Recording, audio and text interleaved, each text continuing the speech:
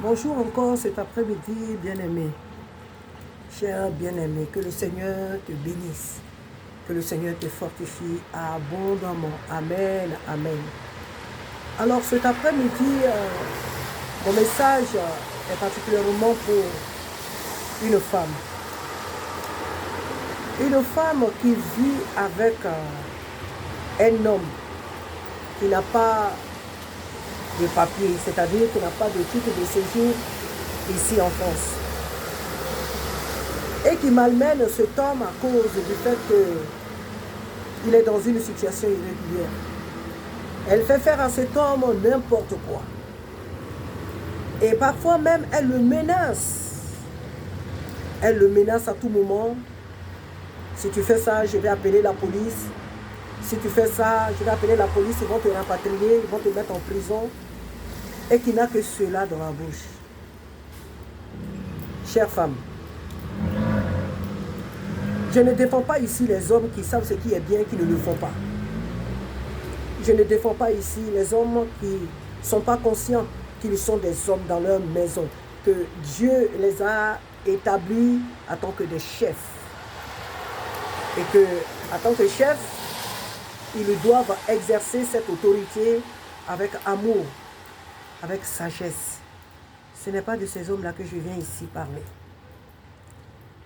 Ce n'est pas eux que je viens défendre, que le Seigneur m'amène à défendre, non. Sinon, ce ne sont pas ces hommes-là que le Seigneur vient ici défendre. Mais je parle des femmes ici, ou des frères, des personnes qui sont dans une situation irrégulière ici en Europe. Et qui sont chaque fois menacées par leur conjointe parce qu'elle a les papiers, parce qu'elle travaille, elle circule librement dans le pays. Alors l'homme dans sa maison est devenu comme un chiffon. Chère madame, faites beaucoup attention car la vie nous réserve beaucoup de surprises. La vie, le monde que Dieu a créé, il y a beaucoup de surprises. Car ce qui a été hier n'est forcément pas aujourd'hui et ne sera certainement pas demain. Donc il faut faire beaucoup attention. Depuis la création, on a vu que notre ancêtre Adam, il est mort presque même que je dirais 1000 ans. Il est mort à 900 et quelques années. Donc d'Adam, les hommes mouraient les années vraiment avec beaucoup d'années. Après beaucoup d'années, les hommes décédaient. Après le déluge aussi, les gens ont vécu quand même beaucoup d'années et ces personnes-là sont mortes. Et au fur et à mesure que les temps se rapprochaient des nôtres aujourd'hui, les hommes ont vécu vraiment ils ont vécu dans un peu de temps. Certains ont vécu 200 ans, après 200 ans, 100 ans, et jusqu'à aujourd'hui. À notre époque aujourd'hui, les gens qui vivent longtemps, parfois c'est 90 ans, 80 ans. Il y a des exceptions, c'est vrai.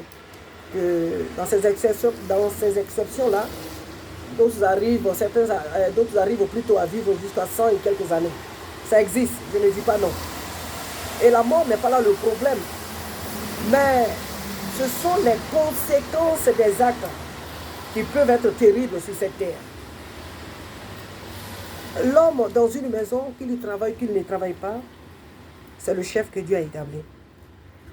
À partir du moment où tu as accepté de vivre avec un homme, à partir du moment où tu as accepté de dire oui à un homme et que vous vivez ensemble, il reste le chef de la maison. Qu'il travaille, qu'il ne travaille pas, qu'il ait des papiers ou qu'il n'ait pas de papiers, il est le chef de la maison. Il n'est pas ton boy à tout faire.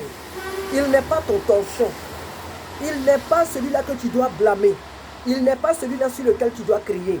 Et là, je vais encore répéter que je ne parle pas des hommes qui ne connaissent pas leur place dans leur maison. Non, ce n'est pas de ceux-là que le Seigneur parle. Ici, il est question des hommes. Des hommes qui, dans leur maison, font tout pour rendre heureuse leur conjointe.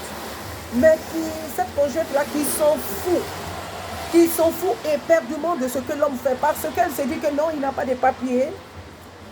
Il ne pourra rien me faire. Il ne pourra rien faire. Et elle se prend pour Dieu au-dessus de cet homme. Chère madame, fais beaucoup attention parce que la vie réserve beaucoup de surprises. Le Dieu qui est au ciel sur son trône, la terre est son marchepied. Fais beaucoup attention. L'homme, quelle que soit sa nature, quelle que soit sa situation professionnelle ou autre, il demeure le chef que Dieu a établi dans la famille.